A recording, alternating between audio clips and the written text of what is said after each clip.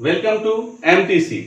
तो आज जो हम लोग पढ़ेंगे वो है सब्जेक्ट हमारा बिजनेस स्टडी या मैनेजमेंट। तो मैनेजमेंट हम लोग पिछले वीडियो में देखे थे, मैनेजमेंट और it's levels of management.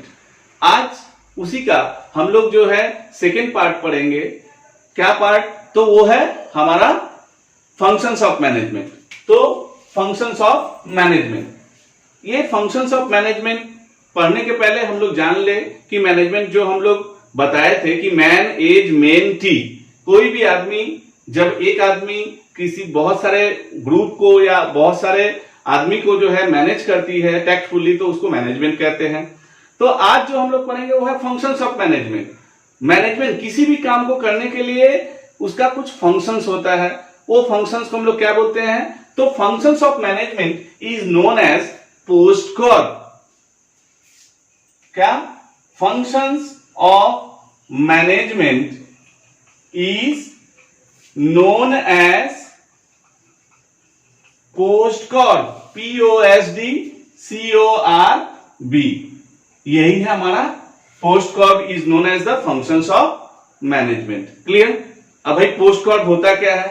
What is POSDCORB? ये भी क्वेश्चन आ सकता है, व्हाट इज पोस्ट कॉर्ड और what you mean by POSDCORB. तो क्या होता है वो हम लोग देखेंगे। तो पोस्ट कॉर्ड को अगर हम लोग तोड़े तो P stand for planning, then O stand for organising, third one S stand for staffing, D stand for directing, then CO stand for coordinating,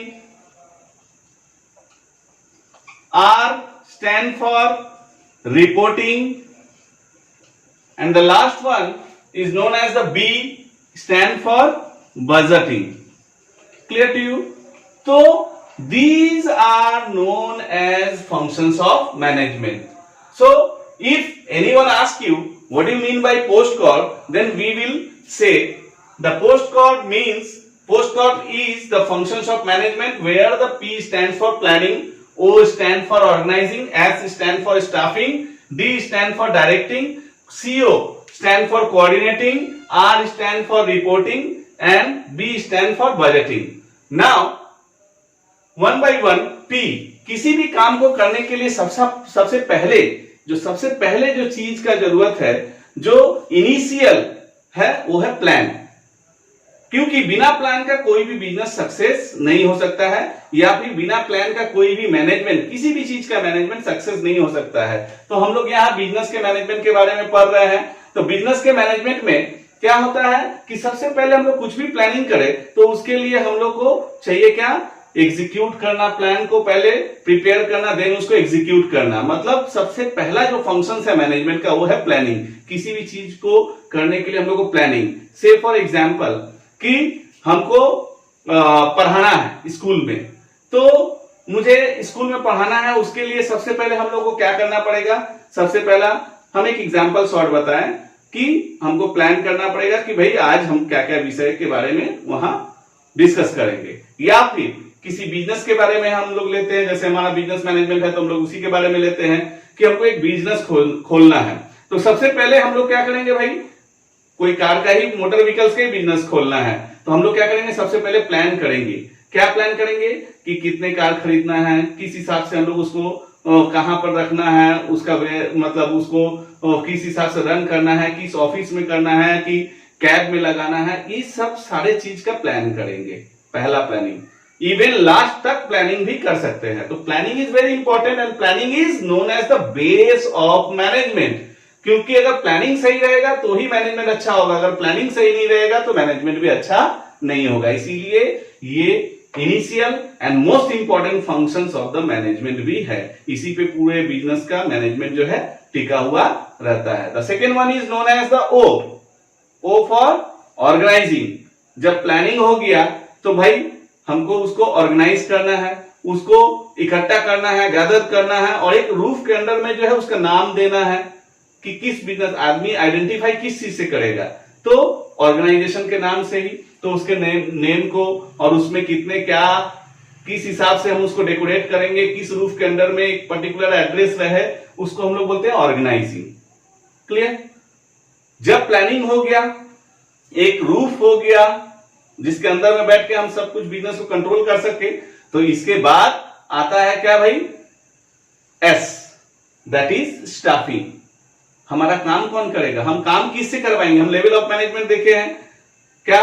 upper level, middle level and lower level. तो काम हम जो execute करेंगे, communicate करेंगे किससे? अपने lower level से या अपर लेवल से। तो जिस हिसाब से मेनली लोअर लेवल से हम कम्युनिकेट करेंगे, अगर हम मैनेजर है तो उस हिसाब से हमको क्या चाहिए? स्टाफ चाहिए, चाहे वो वर्कर्स हो चाहे ऑफिस स्टाफ हो।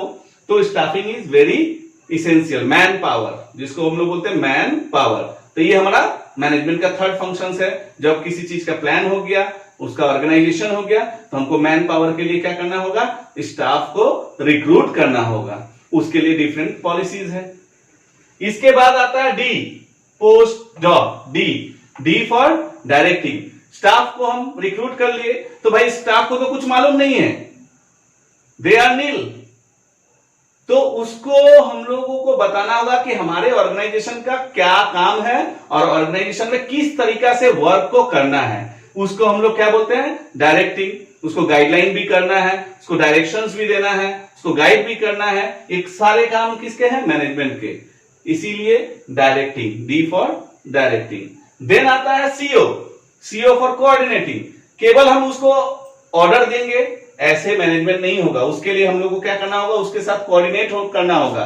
जैसे मान लियो कोई स्टाफ हमारे यहाँ काम कर रहा है, उसका कुछ फैमिली प्रॉब्लम है, तो उसका लीव को मंजूर करना, उसको अलाउ करना लीव के लिए। और भी अगर किसी चीज में प्रॉब्लम हो रहा है तो उसके प्रॉब्लम को इरेडिकेट करना। ये सब सारा चीज काम किसका है? मैनेजमेंट का।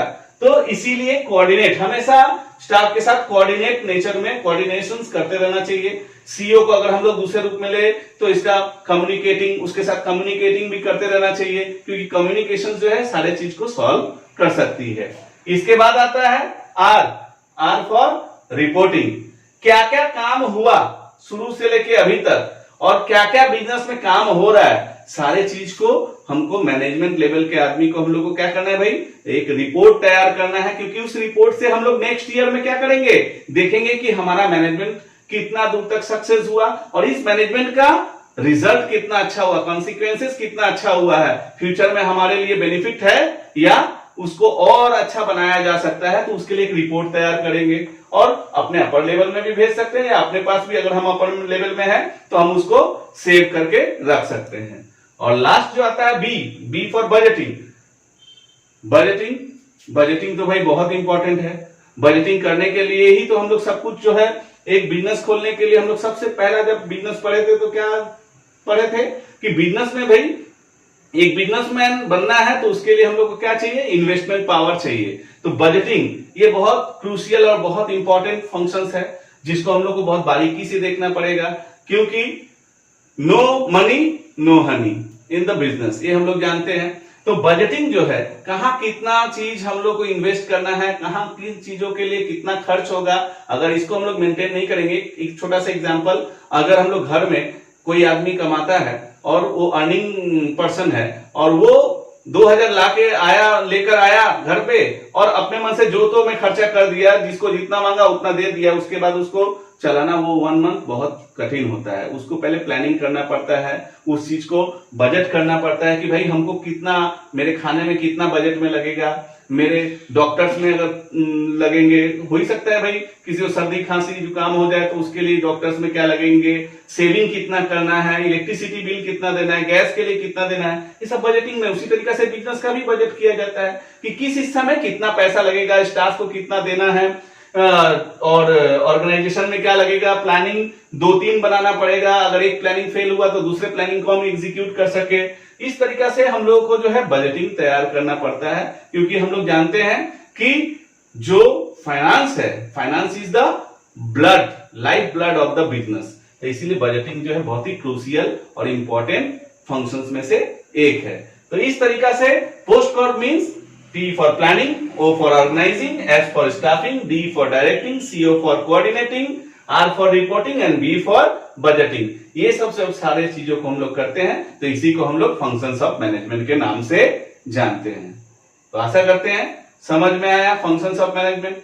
नेक्स्ट वीडियो में हम लोग इसके बाद वाले हिस्से को जानेंगे। आज के लिए इतना ही, धन्यवाद।